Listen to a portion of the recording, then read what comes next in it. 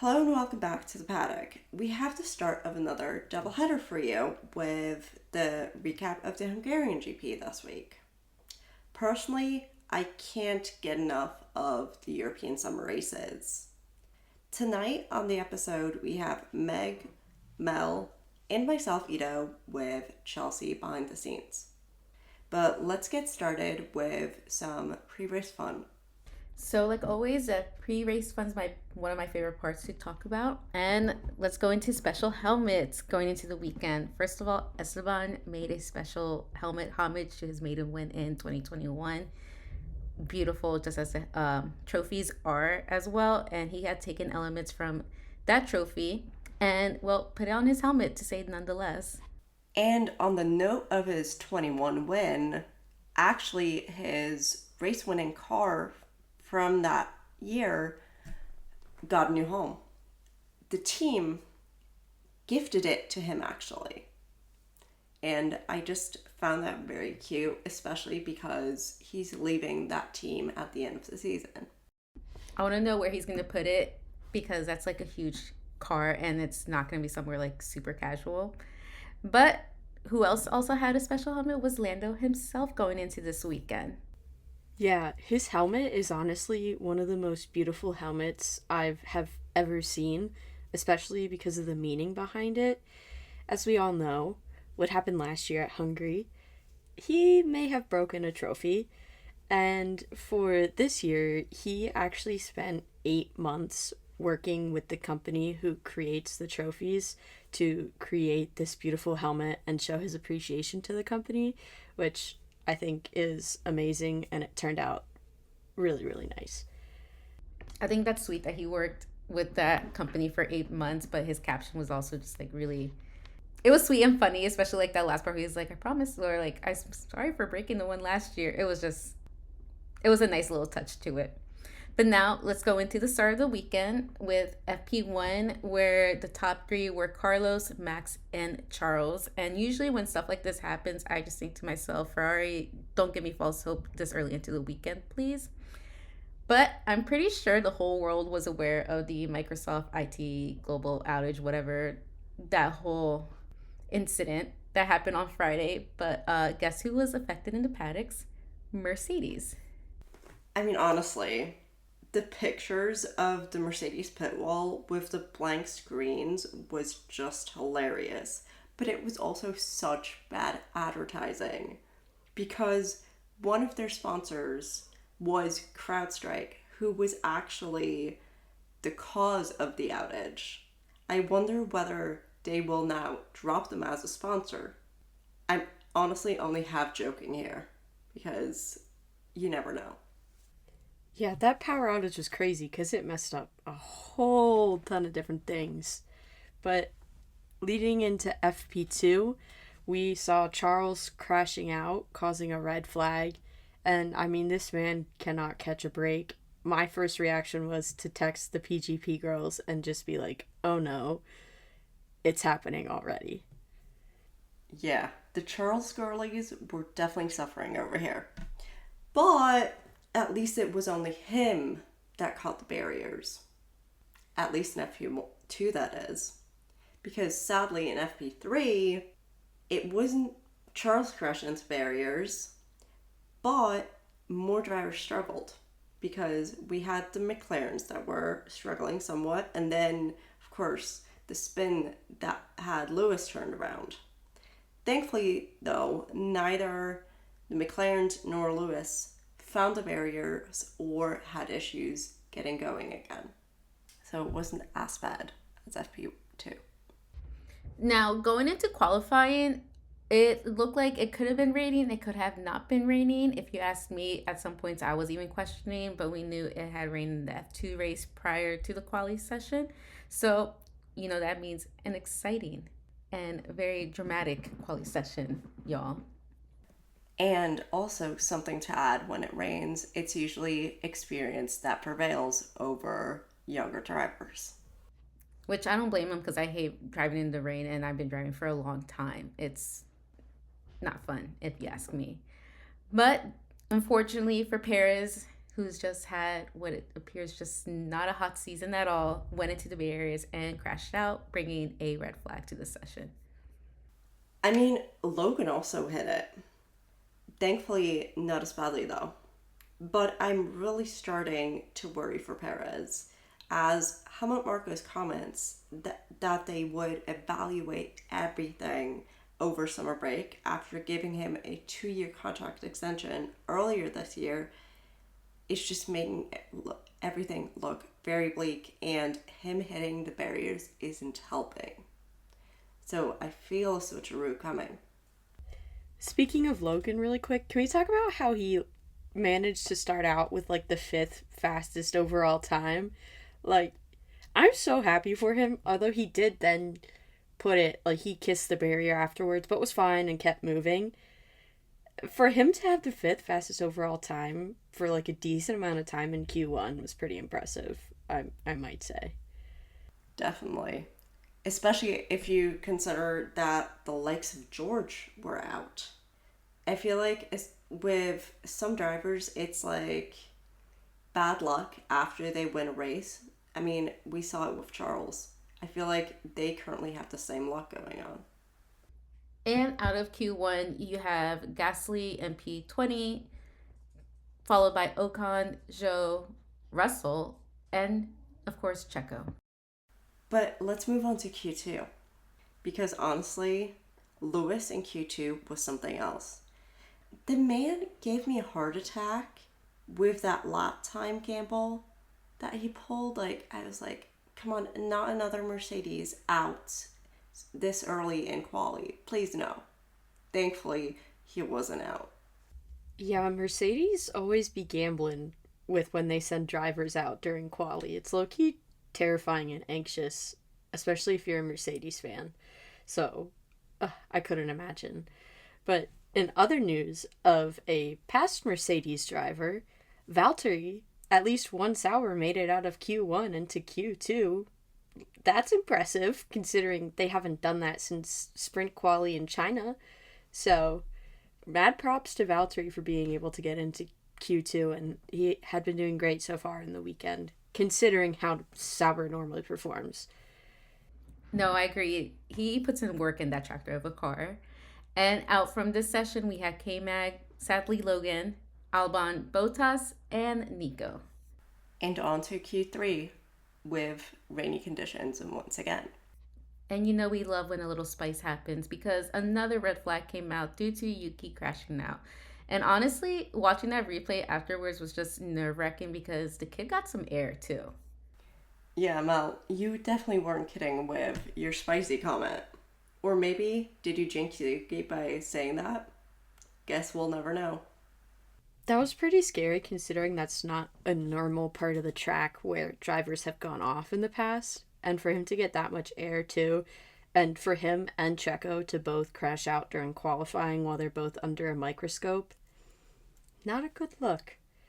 But not Max and Fernando both jumping out of the car with 2 minutes left in Q3, fully knowing, well, quali's over, nothing's gonna change. I thought it was funny, especially because it's just those two who are just kind of like, yeah, I'm good, it's all done.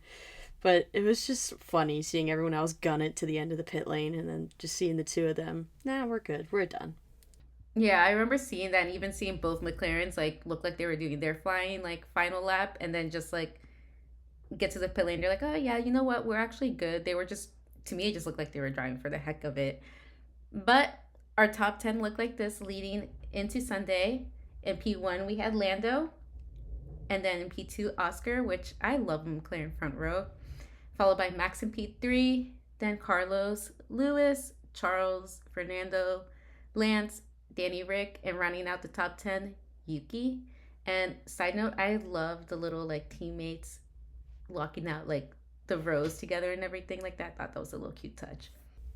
This is also the first McLaren 1-2 in quali in 12 years, and that was when it was Lewis and Jensen, and guess who the third driver was during that quali? Mach Webber. Quinky dink. And it's also the youngest front row. I forget exactly what they said this morning, but it was like 27 years or something like that number. Don't quote me on that, but I just remember that number rings a bell. But that's crazy because they're the youngest driver pairing, and for the two of them to be up there like that, pop off kings. And now going into the race. So even before the race started, there was chaos for McLaren. During the warm-up laps, Lando was having throttle issues, which no bueno before this race, especially when he's starting from pole. So the team had to quickly fix it before the start of the race when they were lining up on the grid. Luckily they did, and he was able to start just fine, A-okay. So mad props to the McLaren mechanics for fixing his car in time. Honestly, those mechanics for all the F1 teams work so hard. They, dare I say, work harder than the Marines, because the work they put in, even when like a driver crashes out or something happens with their engine or whatever it may be, they put in that work overnight and are still able to like make sure the car starts the next day, whether it be like at that spot or like from the pit lane or whatever the case may be. But luckily for Lando, besides getting his car fixed in time, he also had a lovely start to the race. And Max went wide into the first turn. And guess who leads the Hungarian Grand Prix? Oscar. It was complete madness. I was holding on to the edge of my seat during that time because it's my two McLaren boys going up against the beast himself, Max Verstappen, 3 wide into turn 1. And it seems like starting from P2 is honestly more beneficial in some of these races, which is kind of interesting, even P3. But I don't know. Maybe pole position isn't necessarily the best position sometimes, lads. It definitely does. Though I think whether P1 or P2, or in some instances even P3, is beneficial also heavily depends on the track themselves. Like, the more narrow tracks seem to be better for P1 starts, and wider tracks, aka purpose-built tracks, are better for P2 starts, as they are easier to overtake on. Plus, it's the whole dirty side of the track versus clean side of the track issue as well. I mean, case in point with the whole overtaking thing was the 3 wide going into turn 1 this go around. But I don't know about you guys, but watching the 3 cars go into the first turn together was oddly satisfying. Yes, it was nerve-wracking because we don't want anything to happen. But do y'all feel the same way when stuff like that happens? Or is it just me? Honestly, it is chaos. And that's why I love and hate turn 1 on lap 1. Because you never know what's going to happen. Because everyone's gunning for it. You truly don't, because from that first corner, the stewards began investigating for Max leaving the track, or maybe he was pushed off depending on who you ask, and gaining an advantage on Lando for P2. Megan, don't worry. I am not saying it was not Max's fault, because we know how mad Max can be sometimes. Love him as a race car driver, though. But, of course, after a little bit, the stewards did decide to give P2 back to Lando Norris, and Max was not a happy camper with that decision. And it was just the start of many, many radio messages from the man. He was low-key just having multiple temper tantrums during this time. And he was just not happy because he didn't get his way. The stewards finally corrected him on making a mistake and not following the rules. And even, like, I'm pretty sure GP told him, like, yeah, you did overtake him off the track. So I think that did not help the situation either. Oh, it definitely didn't. But it's also interesting because oftentimes, especially like in the first couple of turns or even the first few turns, the stewards are more lenient with like the whole overtaking and the chaos that ensues, like by not being as harsh with like having drivers give places back and everything, because it's just chaos. But at the same time, he did go off track when he didn't, I feel, didn't necessarily need to. Like, it was avoidable. But honestly, I'm just living for the Max and Lando drama.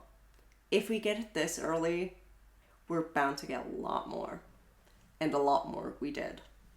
And of course, by lap 8, some pit starts started happening. And personally, I felt like it was too early on. The commentators were talking about how it could possibly be a like 2-stop race stint. I don't quite understand when stuff like that happens, but I was just like, interesting. It's like barely started and y'all already stopping.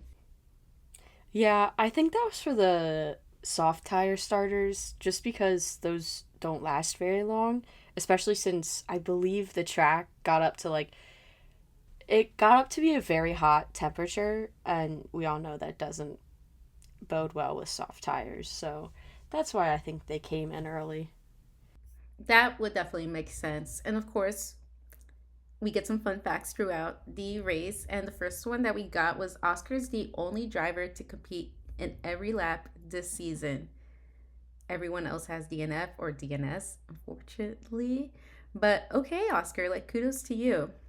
Now, by the 18th lap, Max sounded like he simply was not having a great time and just struggling with his car. He was just making some comments. I don't want to say complaining, but he definitely was making himself heard to GP, who honestly I feel for the man, because having to hear some stuff that he says, I'm like, yeah, I hope he get paid nice to deal with that.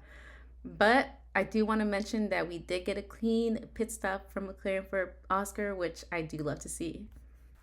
While I must admit, I'm not a McLaren girly, I do love that they got such a clean pit stop, because Hungary is known to be a first time winner track. Like, a lot of people have gotten their first wins here, such as Esteban in recent memory.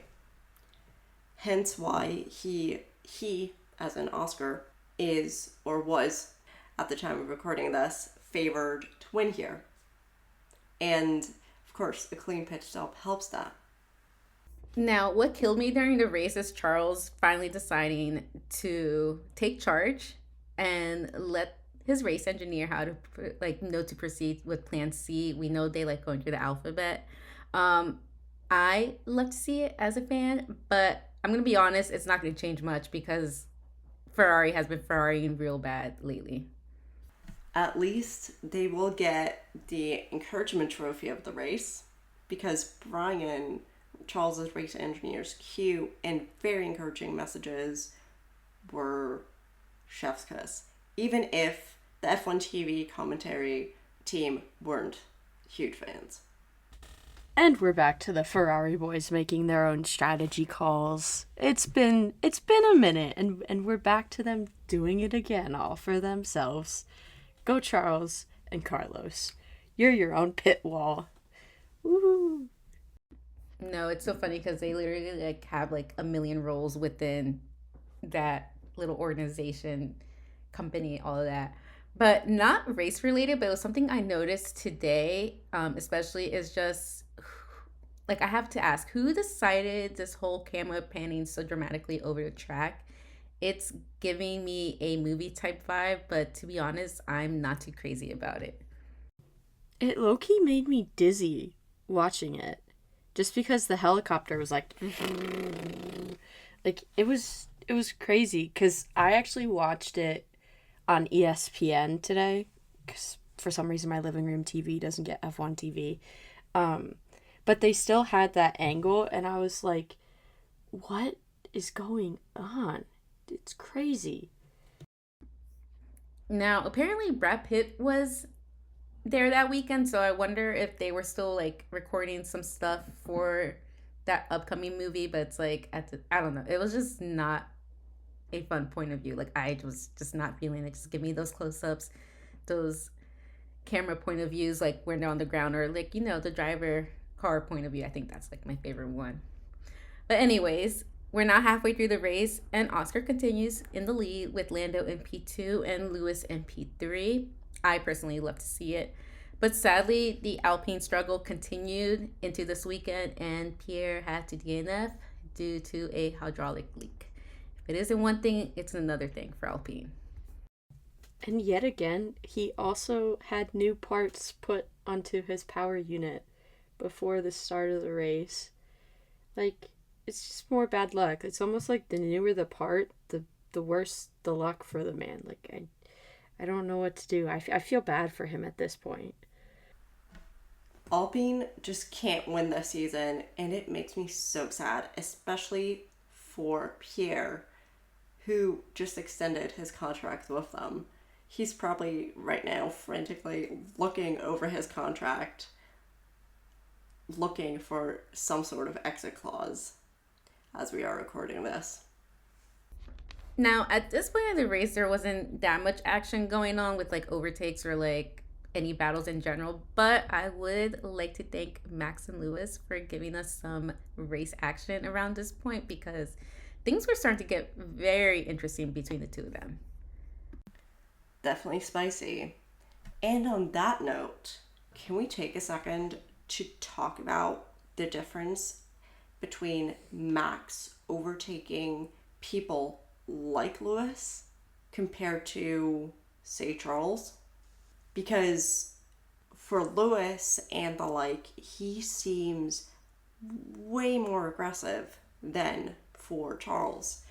Probably because he knows Charles will not hesitate and yeet them both off the track if Max tries to do an aggressive overtake. I mean, if their karting days are any indication, we all know what happened there. Just an incident. No, for real, because you know who was taking advantage of the battle going on in front of them? Charles himself. He is a menace, even though he may not look like it. We all know he is, low-key. Now, I do want to give a special shout out to Lando's helmet because that thing is beautiful, and I want to thank F1 TV for that point of view because the intricate design and everything is just something that I admire a lot. Now, speaking of Lando kind of going into like McLaren's side, I do like how they were reassuring Oscar after that rough pit stop. It was nice and cute, but like as a driver, I don't know if Lando would listen. I personally don't know if I would listen to some race orders if I'm leading. And yeah. Definitely not. But Oscar is such a polite cat that he just has to listen. He can't help himself. He's just too nice. Now, what killed me the most when all of this started to flourish was Lando's race engineer asking Lando if he can actually hear them through the radio because he was just like, Lando, can you hear me? And like you just hear like Lando like, yeah, okay, I do. And straight up ignoring them. Though the race engineer asking whether Lando could hear them, to me sounded like a coded message.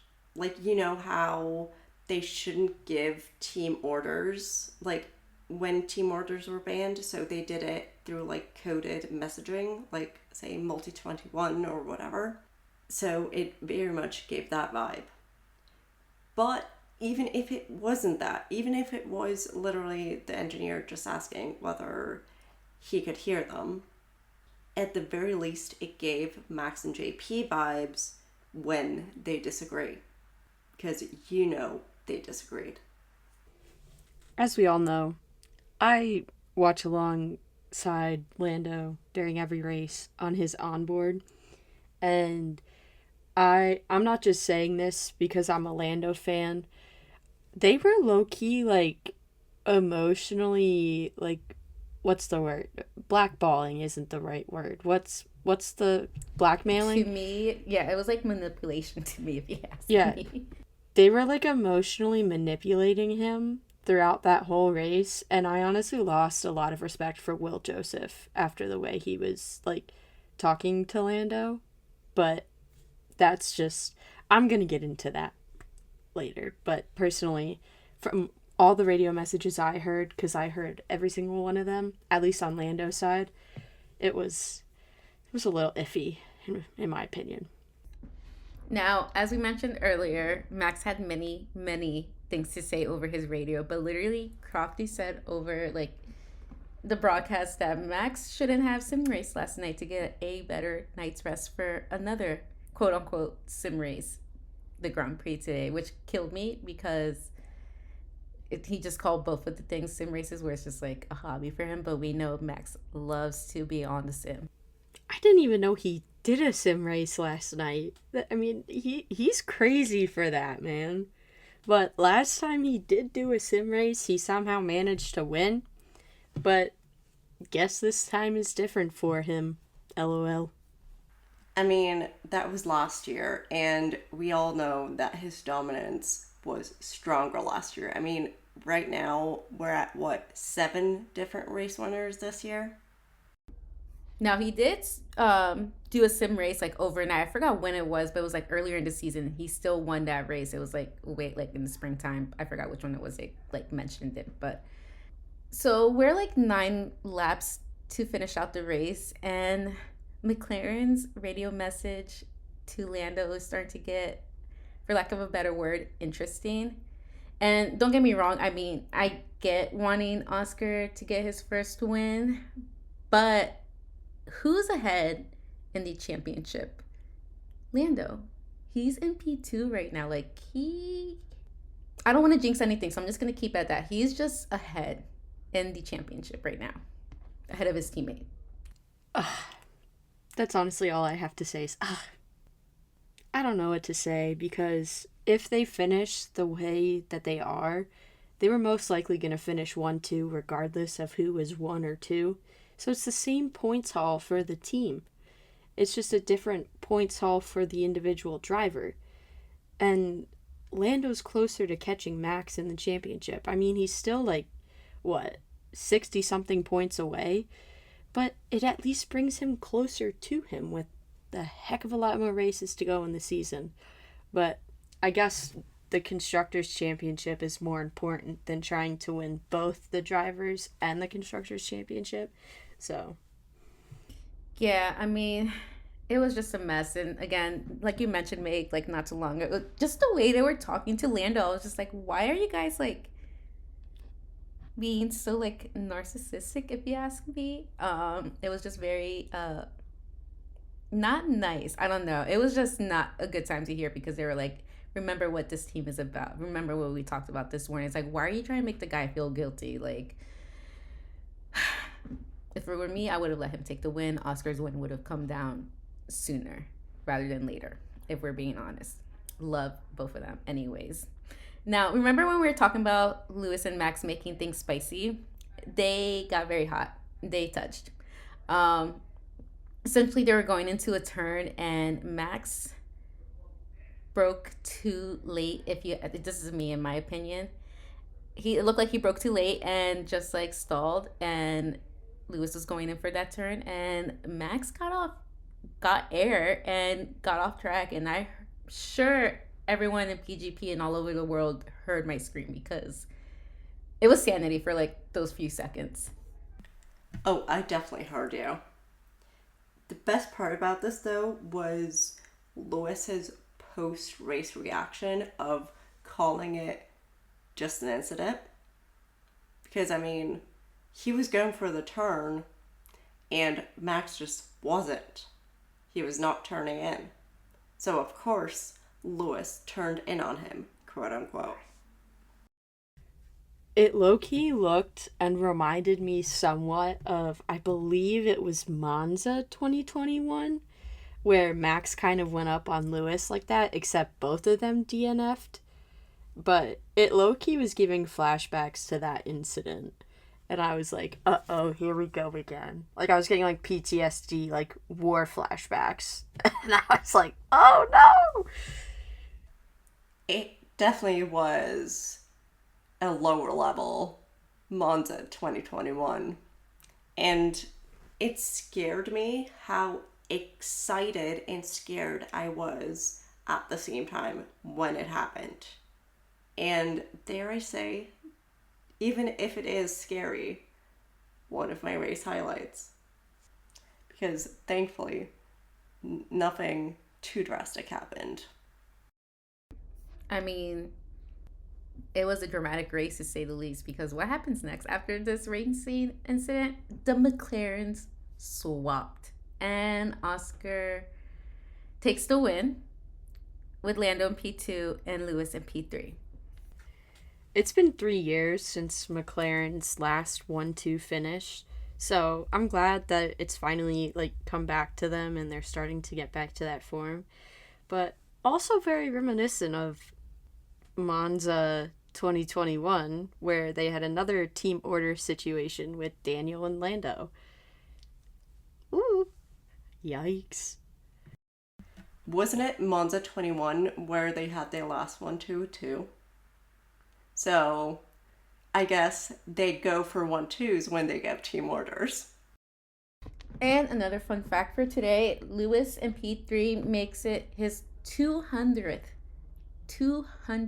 podium finish. If that's not GOAT things, then I don't know what is, because that man is truly like levels in this sport. Honestly, I thought him winning in Silverstone would already break all the records, but he just broke another one. Come on. But what was the most hilarious part to me was his comments in the post-race press conference about what it felt like. He was just so unserious about it. I mean, throughout the whole press conference, honestly, when everyone was expecting him to get like emotional about it and be like touched and everything, as he was the first driver to ever achieve it. Now, while we can talk about Lewis's podium finishes, because I can talk about that man all day and everything he has achieved, I would like to take a moment to appreciate the beautiful artwork on those trophies, because, like, my God, the labor put into such beauty, and, like, the fact that it's just, like, from Hungary, from a company or a business from there and everything, like, it's just so beautiful to see. Plus, Lando didn't break a trophy this time. But can you imagine if he did a repeat of last year and it was Oscar's first P1 finish trophy? I wouldn't want to be Lando, and B, I wouldn't want to be a fly on the wall in the McLaren motorhome if that came to pass. Because we would see one angry Aussie. Then again, I wouldn't want to be a fly, but at the same time I would. To be a fly on the wall in the debrief that happened after that race, because that one must have been tense, especially after team orders and after those team radios at the end. I think Lando was very proactive this time, because if you notice during the champagne celebration, he quite literally handed his trophy to someone on the side, and then he stepped down off of the podium before doing the champagne, and you could see Oscar like holding the two little sides of his trophy like to protect it. But it's also like impressive that there was only one DNF, and it was due to a mechanical issue. And there really wasn't much in terms of yellow flags or red flags today during the race. I thought we were going to see at least one, like, big yellow with some of the battling going on, but we didn't. Yeah, we only saw, like, a few, like, 1 or 2 second yellows, which was impressive. But then again, I feel like because it's a purpose-built track, that is why there's less chances of getting flags. Who knows? Now, I'm not gonna lie to y'all, it was kind of a boring race for me, aside from the Lewis and Max action and the other stuff going on behind the scenes. It was just boring. I like a little bit of stuff going on. I don't want anyone getting hurt or no cars getting destroyed. But I do like an occasional yellow flag that lasts for a little bit, or, you know, a virtual safety car, something like that, because it's like, what's going to happen next?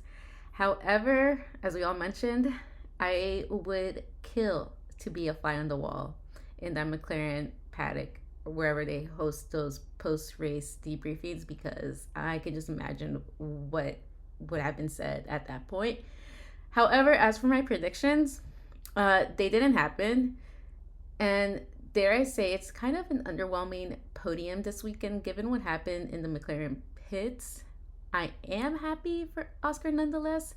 And, you know, seeing one of my favorites, Lewis, up there is something I do love too. I'm just take a deep breath before I get on my soapbox here. I'm gonna try not to be too, like, because I don't want to upset anyone. But listen, I am a McLaren girly, but today was not it.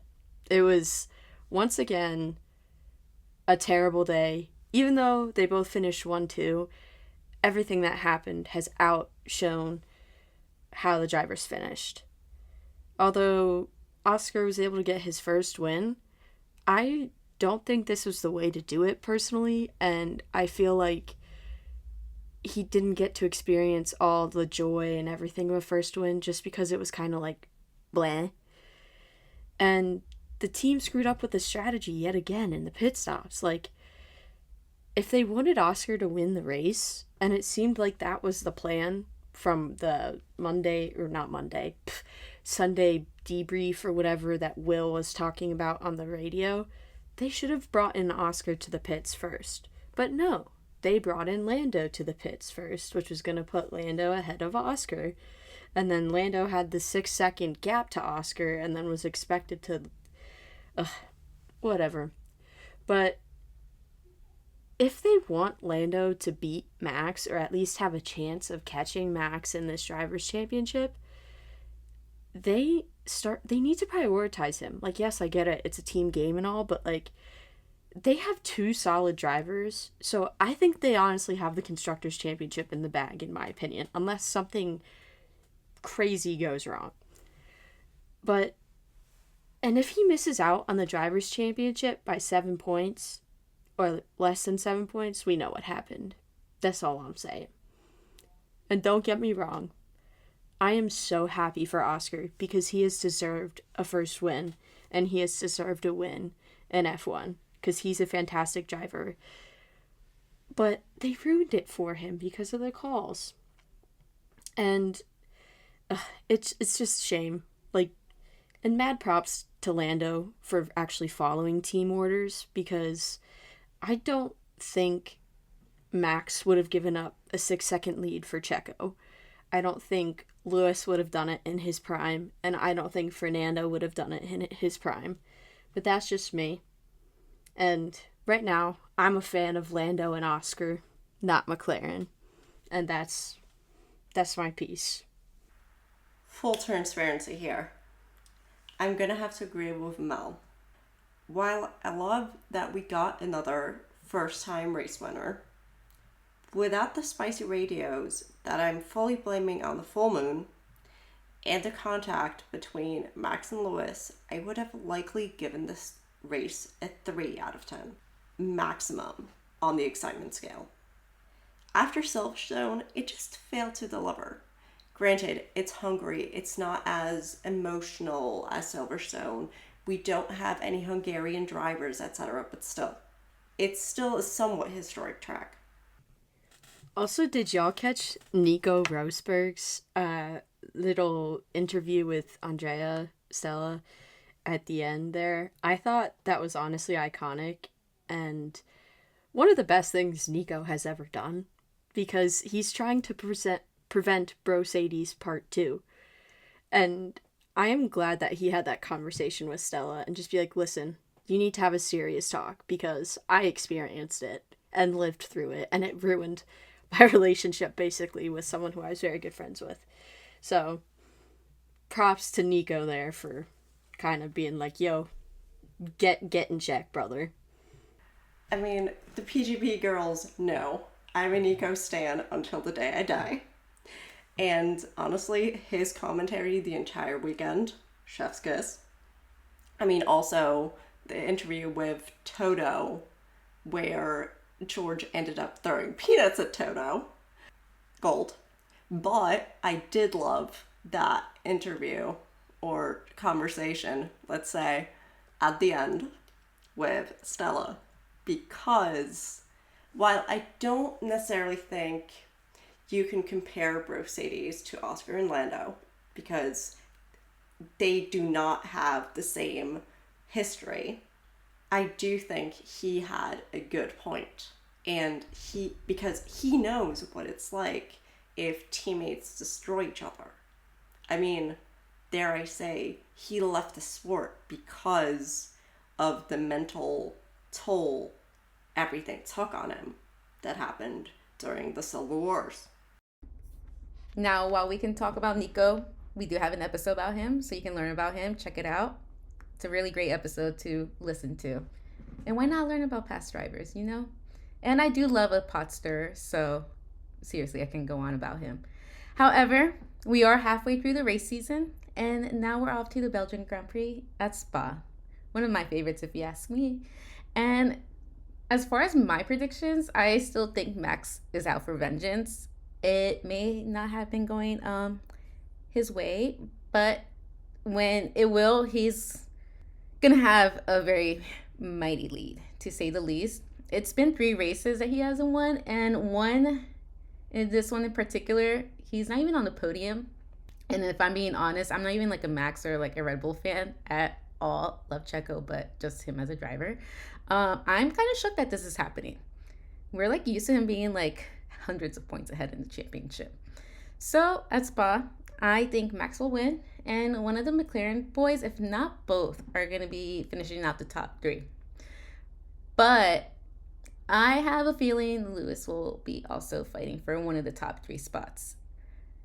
Just something that's been going on in Mercedes. I feel like he's just like, let me show y'all what y'all will be missing next year. I am excited to see how we end before summer break.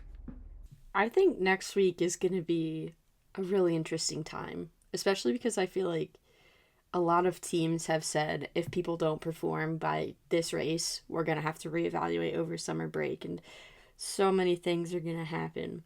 But in terms of predictions for the race, I don't even know what to say anymore, because I feel like this season has kind of been unpredictable. Like, we all thought Max was going to run away with it, but he's not. So I don't even know what to predict anymore, because McLaren's up there, Lewis has been up there, George has been up there, the Ferrari boys have been up there at one point. But I'm going to stick to my guns and say Lando's going to win in Spa. I'm going for it. He's going to be out to want to win, especially after, Barcelona, Austria, Silverstone, and now Hungary, where he's been screwed over. And Spa is also like his second home race, since he is half Belgian. So hopefully he's got good vibes there. But I'm also expecting to see Oscar and Max up there as well. Maybe Lewis. I think he's definitely a good shout, especially after how he's been performing recently.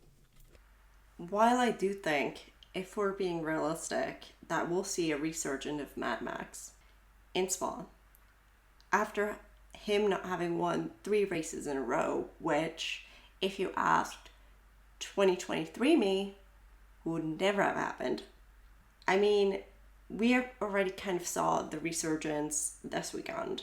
I mean, if the team radios were any indication, or his contact with Lewis, I'm not one for realism, at least not when it comes to F1 race predictions. Hence, I pulled out my dice, which predicted a P1 of Fernando. Yay for him getting his 33rd, with Pierre and Kevin joining him. As I said, not one for realism.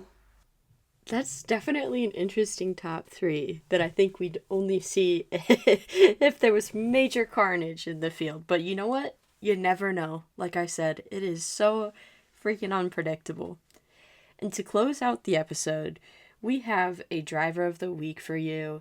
And of course, it is no one other than Oscar Jack Piastri for his first career win in Formula One. We all knew it was coming. We just didn't know when.